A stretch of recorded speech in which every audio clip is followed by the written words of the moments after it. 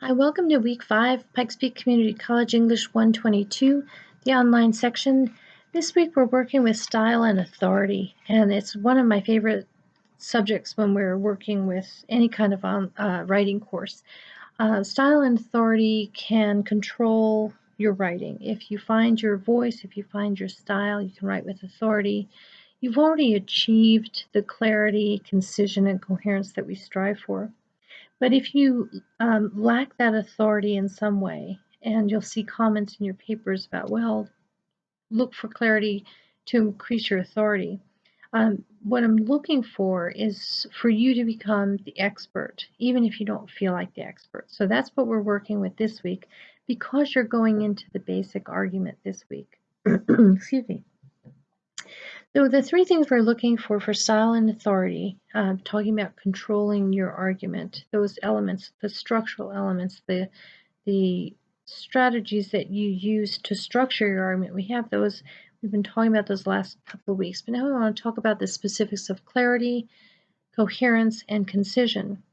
What we mean by clarity is we're talking clarity towards your reader and or audience, that understanding that you fully know who that reader is, and you understand your subject so well that you will be able to present in a conversation of sorts with your reader your authority about that subject, so that you can then transfer your authority over to your reader at the end in the so what.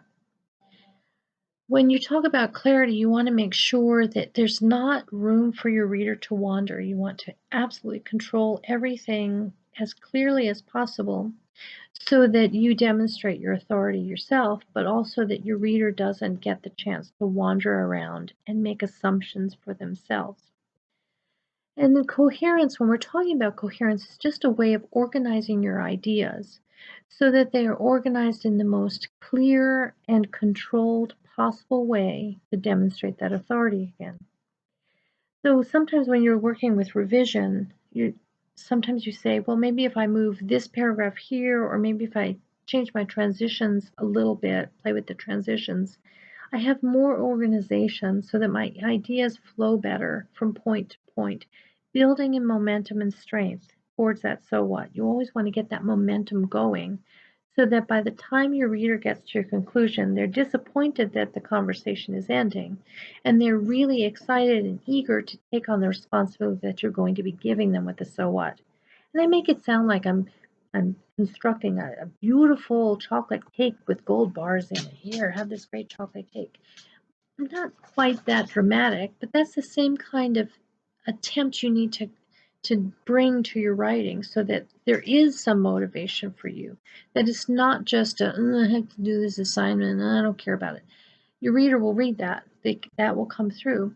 But even if you have to do kind of a fake pep talk about, I'm really interested in this topic, I'm really interested in this argument, and you can infuse that with momentum through that coherence. And finally, concision. I never speak concisely in any lecture, and I apologize for that, but I write very concisely when I'm writing my academic work. And the reason I want to talk about concision is the more concise you can be, the more controlled your language is, because you're looking for precision in order to get concision. And the reason you're looking at that, you're trying to compress everything together, compress it down for clarity. And we'll talk about that some more. So this week I'm bringing in 3 outside sources that I work with specifically to help get you with the idea of what exactly is style. It's one of those ephemeral things where you say, so-and-so has style. So we look at influencers on social media. There are influencers of style, about coffee, about this or that, but generally those folks have a style. They understand something so well, in the ins and outs of perfecting a style or a way of being in some way. And if you follow a particular influencer, or you follow a particular style, then you understand, as you start piecing it together, you understand all those elements. In writing or in filmmaking, for example, you know what the style is. If I tell you a Quentin Tarantino film, if you know his work, you can envision some of those elements that go into a Tarantino film. If I tell you an Alfred Hitchcock film, you know there's that whole element of suspense and how he builds up suspense and camera angles. He always has a beautiful, wispy, feminine, frilly female character who is in jeopardy in some way, but then ends up pulling out some kind of degrees of strength. There's that psychological thriller element of it. If I throw in grotesque comedy in there, you have a strange shifting, like when we were talking about with genre. If style is somehow compromised by an anomaly, you say, well, that's not really their usual style. What's going on? It makes you think. You see that in writing when some of your favorite authors, you know their style. Dr. Seuss has that rhyme and meter, and sometimes if he breaks it or if it's an odd book, it doesn't quite work or that story doesn't work, like, that's not his best work. So we start making those critiques, and what we're really looking for when we're saying those critiques are the style expectations are changed. Well, how do you get to style? So thinking about some authors, and the author that I had you read this week as the external link on D2L is Kurt Vonnegut. He's a science fiction author. He died recently, the last few years, but I heard him speak at Ohio State when I was there, and one of the things he talked about was how do you find your authentic style. And so the article this week is a very short one about how to write with style. What he's looking at is telling you how to get to that authority by writing from your natural point. So, not trying to put on a false persona. That's how you affect your own authority. Write from experience, write from integrity, from truth. So, those are some interesting things to think about. Two of the other authors I'm bringing in to that style, there's a style workshop, it's called, and I put that up on D2L as well. One of the authors, group of authors, Strunk and White, The Elements of Style. This is the second or third edition. Third edition. There's many more editions after this. This is a very old copy. But this one has been around since the early 20th century, and it mostly started out for journalism. And what they're looking at is how to write stylistically. And one of the things they talk about again and again is clarity and controlling your language. How do you control those things? So I have a list on that style workshop page about Strunk and White. Then I also have, this is my favorite textbook of all times, tiny it is, Style, The Basics of Clarity and Grace by Joseph M. Williams. If we could just use this textbook all the time for writing, we'd be gold. But Joseph Williams, we'll be reading through his stuff first, but I put a list of 10 of his tenets of style, writing with style, up on that style workshop on D2L. And the thing I love about him as he's talking about writing, he said, you want to write to others. Write to others as you would have others write to you. The profound influence of that statement alone changed my writing course. I was always a very nervous writer. I was terrified that my papers would be marked up and I would fail every paper I wrote. I would stew about that. I would make myself sick to my stomach because writing was scary. And it still is kind of scary, but I understand, okay, I understand the basic formula now. I understand what I have to do. I have to come up with an argument that's defensible, that has relevance, that has some kind of tension to it. I understand that, and I understand I have to have a so what. When I first started writing, I didn't understand a lot of those things. But what I really was trying to do was to write stylistically before I wrote clearly. And when I read Williams' textbook when I was in grad school, the thing that I found over and over comforting about that is write to others as you would have someone write to you. And what he's talking about is write as if you were reading your own work. So write as a reader. That's profound, that profound permission to think about my writing as a document to be read rather than as a document to be graded. And I want you to think about that when you're writing, and I mean this sincerely. I read your work as a kind, gentle reader. I want to cheerlead you on and encourage you to find your style, your authentic authority, your voice, your control. I'm not trying to jam you up. I have no interest in slashing you or crushing you or trying to tell you in any way that you are doing something wrong, because there's not really wrong in writing. There's just clear and less clear. There's successful, effective persuasion, and there's degrees of ineffective or not quite persuasive. So that's what I really want you to think about in your writing. How do you get to style and authority? It's through having an image that your reader is going to be kind and gracious and engaged in your argument. Don't think of your reader as someone who's hostile, because that will collapse your authority. It will collapse your attempt to try to engage with them. Because ultimately, what all these authorities in reading, Strunk and White, Williams, um, Vonnegut, they're all talking about understanding your reader. And I'll go back to these elements again, but one of the things Joseph Williams tells us in the style textbook is write with clear, direct sentences towards understanding, because you want to understand your audience and your subject. You want to demonstrate that you understand your audience and your subject. That's what makes you an authority. Whether you understand everything possible to know about that subject or not, you probably won't. But what you are undertaking in that text that you are composing, in that small portion of text that you're handling, you want to demonstrate control and authority as best you can of your subject and towards your audience. So think about that. That engagement with your audience is crucial in writing, in crucial in finding your style and your authority. So the other thing I want to talk about before I go into the actual tenets of this lecture, for your style workshop on the supplemental reading, when I was at Ohio State, we used to do it as an actual workshop where we'd do it in class.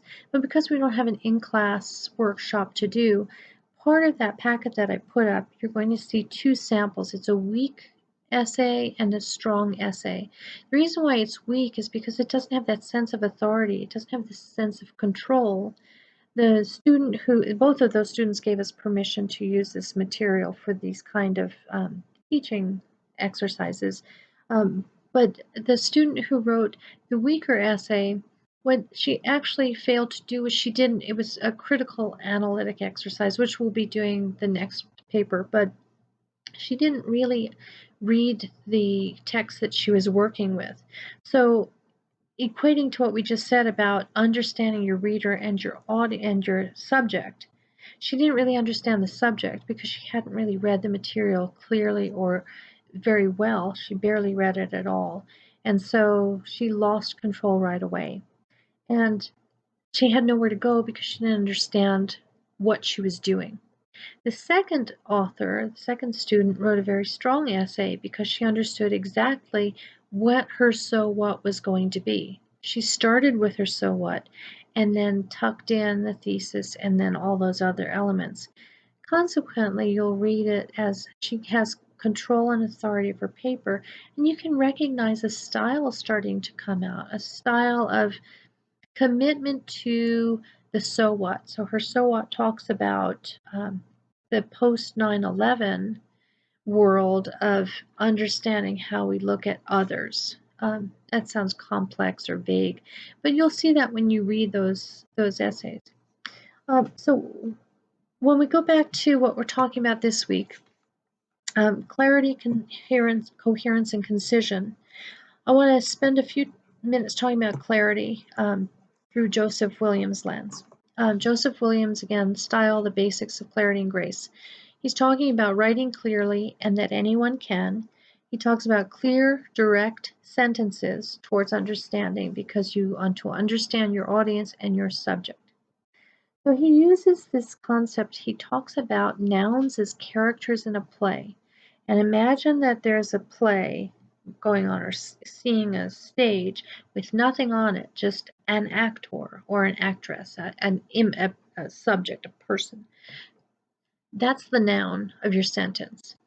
What you want that noun to do is to be active, to capture your attention. So as he sees a sentence, a construction of a sentence, the more active that verb is, the more you're making that noun, your subject, do something towards meaning. Because if you let that subject just be, it's boring and you've lost your audience. So, for an example, when Hamlet comes out on stage, he says, "To be or not to be? That is the question." Even though it's great writing, even though people would shoot me a million possible ways and put me in the guillotine for saying this, that play is kind of boring, especially in that monologue, because he's not doing anything. He's talking about being. He's not doing. He's just talking. You want to make sure that your verbs make your actors, your nouns, do something. So that's one thing Williams talks about. He says, revise your paper to meet your reader's needs, not your own needs. Read your writing as others will. That's, again, the lens of somebody else is how you want to write towards. He wants to talk about the concept of clarity because you want to put your nouns and your subjects as close together as possible in a sentence. Sometimes we put them far, far apart. So the noun and then a lot of prepositional and conditionals, blah, blah, and then you get to the verb. If they're that far apart, your audience says, "What are you talking about? What's this guy doing? He's waiting. This one is waiting, waiting, waiting until you tell him what he's going to do." Put them close together, and then you can do all those modifying qualifyings afterwards, and then put those towards the front of a sentence so that your audience can quickly locate, this is the actor, this is the action, this is what I need to know about those two. That's how he's saying to structure your writing for activity so that you get that clarity and the directness. Moving on to what Williams says about concision. He talks about deleting words with little or no meaning. Nothing that has meaning at all, take it out. Delete words that repeat the meaning of other words. Delete words that are implied by other words. Replace a phrase with a word. In other words is a phrase. So is a word. Replace those bulky things. Change negatives to affirmatives. Then we're talking about coherence. He talks about coherence because you want to motivate your reader. If your ideas are not organized, your reader won't be motivated. One of the ways to motivate your reader is to get them interested quickly with a strong, interesting thesis that they are motivated by. Imagine your reader again. You want to, within that thesis, within that introductory material, you want to introduce the important concepts that follow your thesis points. You want to make sure that everything that follows in your writing, in your paper, is relevant to your thesis. You also want to make sure that you make clear where each part begins and ends. That's those transitions. So we're looking at how to write coherently to attend to those transitions and those links. The other person I wanted to bring into our lecture this evening is talking about teaching. When I was teaching up at the University of Northern Colorado, we used this textbook called Writing in Response by Matthew Parfit. Matthew Parfit's textbook is excellent as well. And the section that I wanted to bring to the table tonight was he's talking about writing with style. And some of the things he's talking about in the section on style, he talks about there's plain style and there's rich or copious style. I'll refer to it as rich style. So in plain style, he's talking about several specific things to get to that plain style. And academic writing is a balance between plain and rich style with a preference toward the plain style. So I'll explain some tenets of that plain style. And then I'll type this up and put this up on D2L for your reference as well. So plain style, you have to prune excess. So cutting extra words, meaning nothing, those kind of things.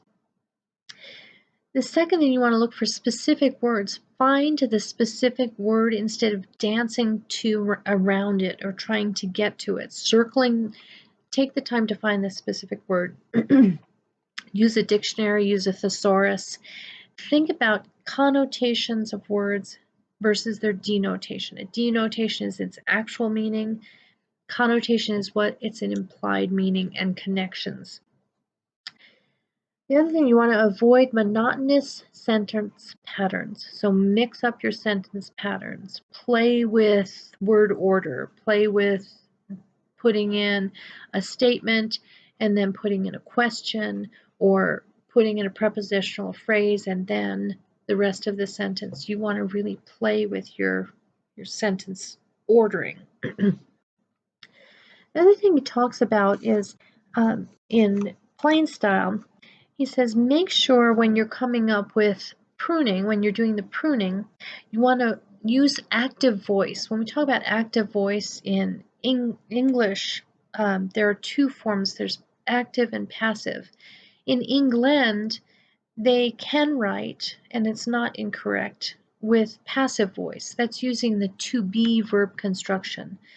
I am thinking. It's an auxiliary of to be, am, and then thinking. If you, as opposed to I think is the active. I am thinking is the passive. In England, passive voice is perfectly acceptable. In America, in writing, active voice is the preferred voice in academic writing. So you want to strive for that active voice. You want to cut out empty phrases. We talked about that with Williams as well. You want to prefer the positive to the negative. Williams says that as well. You want to take out unnecessary qualifiers. Really, very, those kind of amplifiers don't work on paper as well as they do when we're talking in person. You use body cues in person. I'm really excited. On paper, it's just another word there. I get it. You're excited. You're really, really, really, really excited. I get it. So take out those amplifiers, those qualifiers. He talks about also using concrete words versus abstract words, things that have absolute signification in your reader's mind, versus ambiguous words, things that may have slippery meanings. And then he talks about using a shorter version of a word versus a longer version. So, for example, the word strategy. It has become strategize, strategizing, strategically, strategic, strategy. Go smaller. Or volume, volumizing, volumizationing, small volume. So go for this shorter one.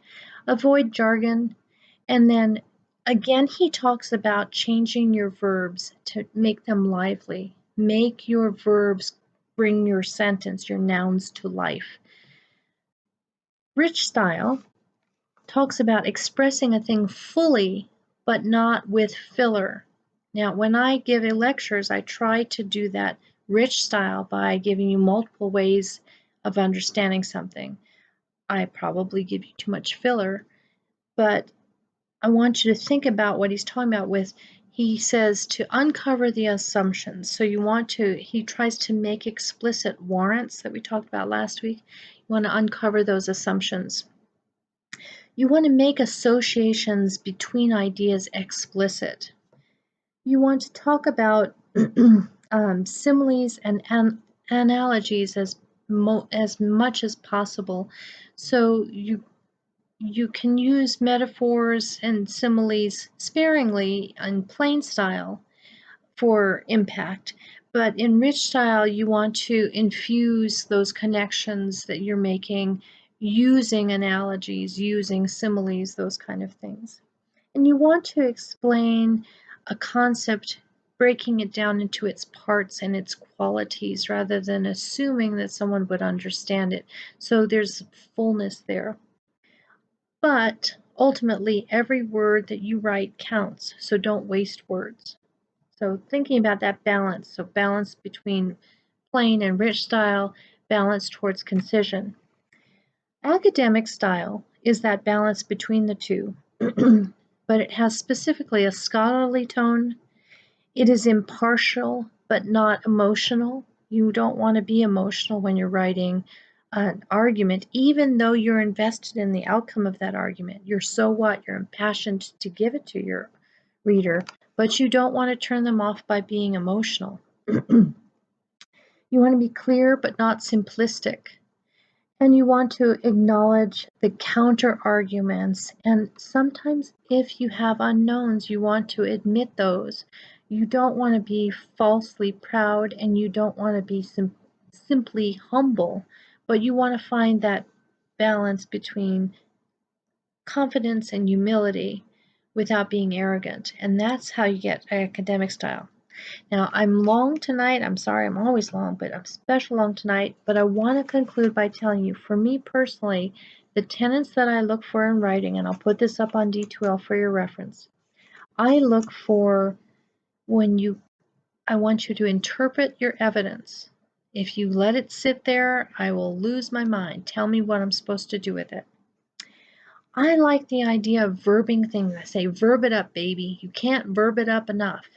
Play with verbs. Make those active verbs explode your sentences into full meaning, because then you got concision, you got style, you got authority, you've got my attention, you're controlling. You can't verb it up enough. Avoid the to be construction, because as I just told you, Hamlet's boring. To be or not to be makes me want to close my eyes and not to read. So avoid the to be constructions as much as possible. Hamlet is boring. That's a boring sentence. Hamlet, eh. Anyway, the last thing I wanted to think about is clarify your reference. This, that are referent words, and they need to have the specific reference with them. And then the very last thing, a tip to writing well. Read your paper out loud when you're done with it. Read it in a foreign voice, if you're not from the South, put on a Southern accent. If you're not from England, put on an English accent. Do something so that you hear what you are actually writing versus what you think you write. Because if you're reading it out loud in your own voice, you're going to hear what you think you wrote. If you're reading it like Honey Boo Boo, you might hear what you actually wrote and then say, oh, that's not what I meant. So really put on an accent, really dramatize it, or have somebody else read it out loud to you so you can hear what you wrote.